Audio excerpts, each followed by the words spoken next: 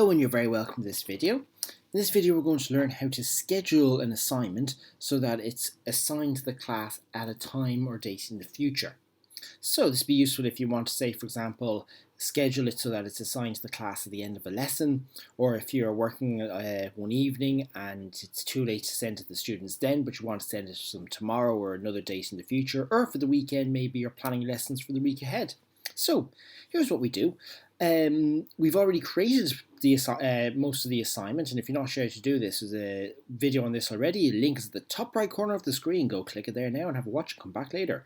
So at the bottom of the screen here we see assignments to be posted immediately with late hand-ins allowed. If I click that edit button there, a little pop-up window will appear. And I'm going to click the box as scheduled to assign in the future. So when do I want to post it? So I pick which date I want to post it. So let's say, for example, I want to post this now on Wednesday, and the time I want to post it at, well, I can either enter the time manually or I can pick the time which are half-hour slots there. So let's say I'm going to post it at 1 o'clock on Wednesday. I need to select a due date. Now it'll come up here warning, my due date is after the assigned date. So I pick a date in the future. Say I want to have it due for the Friday.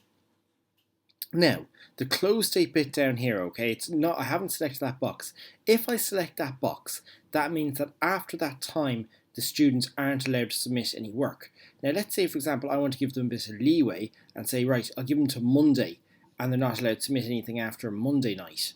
That's one option as well. Or I could just leave it unticked, and that means that I'm accepting late submissions at any time in the future. It just goes marked as late. So when I'm finished making those edits, I select done there.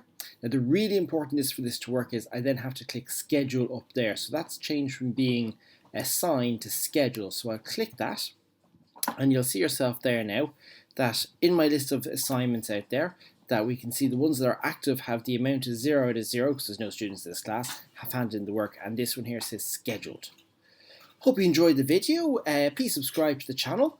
If you enjoyed the video, give it a like, and if you have any questions, put it down in the comments below and I'll be more than happy to try and help. Thanks very much for watching. Bye.